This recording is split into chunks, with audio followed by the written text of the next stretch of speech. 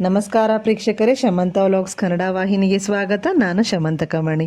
ಈ ಲಾಂಗ್ ವಿಡಿಯೋನಲ್ಲಿ ಅರ್ಧ ಕೆಜಿ ಮಟನ್ನೊಂದಿಗೆ ರುಚಿಕರ ಮಟನ್ ಬಿರಿಯಾನಿ ಮಾಡುವ ವಿಧಾನ ಹಾಗೂ ಪೂರ್ವ ತಯಾರಿಯನ್ನು ಶೇರ್ ಮಾಡುತ್ತಿದ್ದೇನೆ.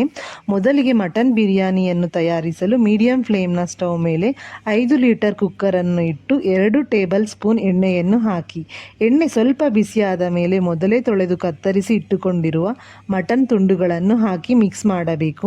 ಹಸಿಯಾಗಿರುವ ಮಾಂಸ ಈ ಬಣ್ಣಕ್ಕೆ ತಿರುಗಿದ ಮೇಲೆ ಅರ್ಧ ಟೀ ಚಮಚದಷ್ಟು ಅರಿಶಿನ, 1 ಚಿಕ್ಕ ಚಮಚದಷ್ಟು ಕಲ್ಲು ಉಪ್ಪನ್ನು ಸಹ ಹಾಕಿ ಅರಿಶಿನ ಉಪ್ಪು ಹೀಗೆ ಮಟನ್ಗೆ ಅಂಟಿಕೊಂಡ ಬಳಿಕ 2 ದೊಡ್ಡ ಗ್ಲಾಸ್ಗಳಷ್ಟು ನೀರನ್ನು ಹಾಕಿ 1 ಬಾರಿ ಮಿಕ್ಸ್ ಮಾಡಿ ಎಣ್ಣೆ ಮೇಲೆ ತೇಲಿದ ಬಳಿಕ ಲಿಡ್ಡನ್ನು ಮುಚ್ಚಿ 5 ವಿಷಲ್ಸ್ ಬರುವವರೆಗೂ ಬಿಡಿ. ಈಗ ಕುಕ್ಕರ್ 5 ವಿಷಲ್ಸ್ ಬರುವಷ್ಟರಲ್ಲಿ ಮಸಾಲವನ್ನು ರೆಡಿ ಮಾಡಿಕೊಳ್ಳಬೇಕು. ಮೊದಲನೆಯದು ಶುಂಠಿ ಬೆಳ್ಳುಳ್ಳಿ ಪೇಸ್ಟ್ ತಯಾರಿಸುವುದು. ಶುಂಠಿ ಬೆಳ್ಳುಳ್ಳಿ ಪೇಸ್ಟನ್ನು ತಯಾರಿಸಲು 2 ದೊಡ್ಡ ಗಾತ್ರದ ಬೆಳ್ಳುಳ್ಳಿಗಳನ್ನು ಮತ್ತು ಇಷ್ಟು ಹೋಳುಗಳಾಗುವಷ್ಟು ಶುಂಠಿಯನ್ನು ತೆಗೆದುಕೊಳ್ಳಬೇಕು. ನಮ್ಮ ಅಜ್ಜಿಯಂದಿರ ಕಾಲದಲ್ಲಿ ಮಾಂಸದ ಅಡಿಗೆಗಳಿಗೆ ಬೆಳ್ಳುಳ್ಳಿಗಳನ್ನು ಇಷ್ಟು ಸಿಪ್ಪೆ ತೆಗೆದು ಹಾಕಿ ಬಳಸಿದರೆ ಅಡಿಗೆಗೆ ರುಚಿ ಎನ್ನುತ್ತಿದ್ದರು.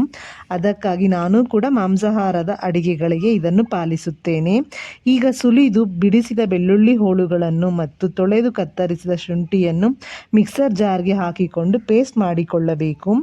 ಮಗದೊಂದು ವಿಷಯವೇನೆಂದರೆ, ಆಗಿಂದಾಗೆ ತಯಾರಿಸಿ ಬಳಸಿದ ಶುಂಠಿ ಬೆಳ್ಳುಳ್ಳಿ ಪೇಸ್ಟ್ ಮಾಂಸದ ಅಡಿಗೆಗಳಿಗೆ ಒಳ್ಳೆಯ ರುಚಿಯನ್ನು ಹಾಗೂ ಸುವಾಸನೆಯನ್ನು ಸಹ ನೀಡುತ್ತದೆ. ಎರಡನೆಯದು 8 ರಿಂದ 10 ಹಸಿಮೆಣಸಿನಕಾಯಿ, ವಿಡಿಯೋನಲ್ಲಿ ತೋರುತ್ತಿರುವಷ್ಟು ಅರ್ಧ ಕಟ್ಟು ಪುದೀನ, ಅರ್ಧ ಕಟ್ಟು ಕೊತ್ತಂಬರಿಯನ್ನು ಚೆನ್ನಾಗಿ ತೊಳೆದು ಇಟ್ಟುಕೊಳ್ಳಬೇಕು. ಈಗ ಈ ಮೂರನ್ನು ಜಾರ್ನೊಳಗೆ ತೆಗೆದುಕೊಂಡು ಚೆನ್ನಾಗಿ ರುಬ್ಬಿಕೊಳ್ಳಬೇಕು. ಮೂರನೆಯದು ಒಣ ಮಸಾಲ ಪದಾರ್ಥಗಳನ್ನು ಮೊದಲೇ ತೆಗೆದಿಡುವುದು. ಇವುಗಳ ಪ್ರಮಾಣದ ವಿಷಯಕ್ಕೆ ಬಂದರೆ 4 ಚಕ್ಕೆ, 5 ಲವಂಗಗಳು, 2 ಏಲಕ್ಕಿ, 5 ರಿಂದ 6 ಬಿರಿಯಾನಿ ಎಲೆಗಳು, 1 ಚಮಚ ಸೋಂಪು ಮತ್ತು ಇತರೆ ಬಿರಿಯಾನಿ ಮಸಾಲಗಳು. ನಾಲ್ಕನೆಯದು 2 ದೊಡ್ಡ ಗಾತ್ರದ ಈರುಳ್ಳಿ, 2 ಚಿಕ್ಕ ಟೊಮೆಟೊಗಳನ್ನು ತೆಗೆದುಕೊಂಡು ಹೀಗೆ ಈರುಳ್ಳಿಯನ್ನು ಉದ್ದವಾಗಿ ಸ್ವಲ್ಪ ದಪ್ಪನಾಗಿ ಹೆಚ್ಚಿಕೊಳ್ಳಬೇಕು. ಟೊಮೆಟೊಗಳನ್ನು ಸಹ ತುಂಬ ಚಿಕ್ಕದಾಗಿ ಕತ್ತರಿಸುವ ಬದಲು ಈ ಗಾತ್ರಕ್ಕೆ ಕತ್ತರಿಸಿ ಪಕ್ಕಕ್ಕೆ ಇಟ್ಟುಕೊಳ್ಳಿ. ಈಗ 5 ವಿಷಲ್ಸ್ ಬಂದ ಕುಕ್ಕರನ್ನು ಸ್ಟವ್ನಿಂದ ಕೆಳಗಿಳಿಸಿ ಪ್ರೆಷರ್ ಎಲ್ಲ ಹೋದ ಬಳಿಕ ಲಿಡ್ ತೆಗೆದು ಮಟನ್ನೊಂದಿಗೆ ಬೆಂದ ನೀರನ್ನು ಒಂದು ಪಾತ್ರೆಗೆ ವರ್ಗಾಯಿಸಿ ಬೆಂದ ಮಟನ್ ತುಂಡುಗಳನ್ನು ತಟ್ಟೆಗೆ ತೆಗೆದಿಟ್ಟುಕೊಳ್ಳಿ. ಈಗ ಮಟನ್ ಬಿರಿಯಾನಿಯನ್ನು ತಯಾರಿಸಲು 5 ಲೀಟರ್ನ ಕುಕ್ಕರನ್ನು ಸ್ಟವ್ ಮೇಲೆ ಇಟ್ಟುಕೊಂಡು 4 ದೊಡ್ಡ ಚಮಚದಷ್ಟು ಎಣ್ಣೆ ಹಾಕಿ ಎಣ್ಣೆ ಸ್ವಲ್ಪ ಬಿಸಿಯಾದ ಬಳಿಕ ಆಗಲೇ ತೆಗೆದು ಇಟ್ಟಿದ್ದ ಒಣ ಮಸಾಲ ಪದಾರ್ಥಗಳನ್ನು ವಿಡಿಯೋನಲ್ಲಿ ಹಾಕುತ್ತಿರುವ ರೀತಿಯಲ್ಲಿ ಒಂದರ ನಂತರ ಮತ್ತೊಂದನ್ನು ಹಾಕಿ ಉರಿ ಮಧ್ಯಮದಲ್ಲಿರಲಿ. ಒಣ ಮಸಾಲಗಳು ಹೀಗೆ ಎಣ್ಣೆಯಲ್ಲಿ ಹಾಕಿದ ಮೇಲೆ ಈ ಬಣ್ಣಕ್ಕೆ ತಿರುಗಬೇಕು. ಆಗಲೇ ಅದರಲ್ಲಿರುವ ಅಂಶಗಳು ಎಣ್ಣೆಗೆ ಬಿಟ್ಟುಕೊಂಡು ಸುವಾಸನೆ ಬರುತ್ತದೆ. ಈಗ ಕತ್ತರಿಸಿ ಇಟ್ಟುಕೊಂಡಿದ್ದ ಈರುಳ್ಳಿ, ಟೊಮೆಟೊಗಳನ್ನು ಒಂದರ ನಂತರ ಇನ್ನೊಂದನ್ನು ಹಾಕಿ ಬಾಡಿಸಬೇಕು. ಮೊದಲಿಗೆ ಈರುಳ್ಳಿಯನ್ನು ಹಾಕಿ ಸ್ವಲ್ಪ ಬಣ್ಣ ಬದಲಾದ ಮೇಲೆ ಕತ್ತರಿಸಿದ ಟೊಮೆಟೊ ತುಂಡುಗಳನ್ನು ಹಾಕಿ ಸ್ವಲ್ಪ ಬೇಯಿಸಿದ ನಂತರ 1 ದೊಡ್ಡ ಚಮಚದಷ್ಟು ಶುಂಠಿ ಬೆಳ್ಳುಳ್ಳಿ ಮಿಶ್ರಣವನ್ನು ಹಾಕಿ ಬಾಡಿಸಿ.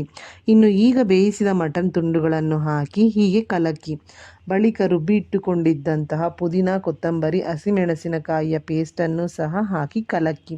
ಈಗ 2 ಚಮಚದಷ್ಟು ಬಿರಿಯಾನಿ ಮಸಾಲ ಪುಡಿಯನ್ನು ಹಾಕಿ ಎಲ್ಲವೂ ಚೆನ್ನಾಗಿ ಮಿಶ್ರಣವಾಗುತ್ತಿರುವಾಗ, ಎಣ್ಣೆ ಹೀಗೆ ಬೇರ್ಪಡುತ್ತಿರುವಾಗ ಎಲ್ಲ ಪೇಸ್ಟ್ ಮತ್ತು ಮಸಾಲಗಳ ಹಸಿ ವಾಸನೆ ಹೋಗಿ ಹೀಗೆ ಬಣ್ಣ ಬದಲಾದಾಗ 1 ಚಮಚ ಗರಂ ಮಸಾಲ ಹಾಕಿ ಮಿಶ್ರಣ ಮಾಡಬೇಕು.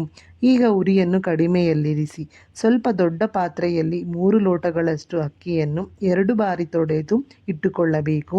ಕುಕ್ಕರ್ನಲ್ಲಿ ಈಗ ಮಸಾಲೆಗಳಿಂದ ಎಣ್ಣೆ ಪೂರ್ತಿಯಾಗಿ ಬೇರ್ಪಡುತ್ತಿರುವಾಗ 1 ಚಿಕ್ಕ ಬಟ್ಟಲಿನಷ್ಟು ಇಲ್ಲವೇ 4 ಚಮಚದಷ್ಟು ಮೊಸರನ್ನು ಸೇರಿಸಿ ಈಗ ಆಗಲೇ ತೊಳೆದು ಇಟ್ಟುಕೊಂಡಿದ್ದಂತಹ ಅಕ್ಕಿಯನ್ನು ಸಹ ಕುಕ್ಕರ್ಗೆ ಹಾಕಿ ಉರಿ ಕಡಿಮೆಯಲ್ಲಿರಲಿ. ಈಗ ಒಮ್ಮೆ ಮೆಲ್ಲಗೆ ಮಿಕ್ಸ್ ಮಾಡಿ, ಜೋರಾಗಿ ಪದೇ ಪದೇ ಮಿಕ್ಸ್ ಮಾಡಬಾರದು, ಏಕೆಂದರೆ ಅಕ್ಕಿ ಕಾಳುಗಳು ಮುರಿಯುತ್ತವೆ. ಆದ್ದರಿಂದ ಈಗ ಕೊನೆಯದಾಗಿ ಅಕ್ಕಿಯನ್ನು ಯಾವುದರಲ್ಲಿ ಅಳತೆ ತೆಗೆದುಕೊಂಡಿದ್ದೀರೋ ಅದೇ ಲೋಟದಲ್ಲಿ ಮೊದಲಿಗೆ ಮಟನ್ನಲ್ಲಿ ಬೆಂದ ನೀರನ್ನು 2 ಗ್ಲಾಸ್ ಹಾಕಿ ಬಳಿಕ ಇನ್ನೂ 3 ಗ್ಲಾಸ್ ತಣ್ಣನೆಯ ನೀರನ್ನು ಸಹ ಹಾಕಿ ಮಟನನ್ನು ಬೇಯಿಸಿದ ನೀರು ಬಿಸಿ ಇರುತ್ತದೆ.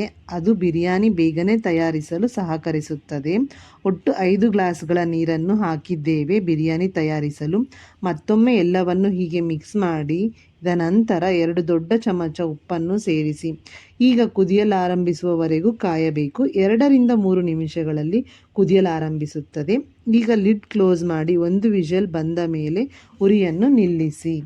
ಈಗ ಪ್ರೆಷರ್ ಅಥವಾ ಹಬೆ ಪೂರ್ತಿಯಾಗಿ ಹೋದ ಮೇಲೆ ನಾವು ಲಿಡ್ಡನ್ನು ತೆಗೆಯಬೇಕು. ಲಿಡ್ ತೆಗೆದ ಬಳಿಕ ಅನ್ನ ಉದುರುದುರಾಗಿ ಮತ್ತು ಮಟನ್ ಮೆತ್ತಗೆ ಬೆಂದಿರುತ್ತದೆ.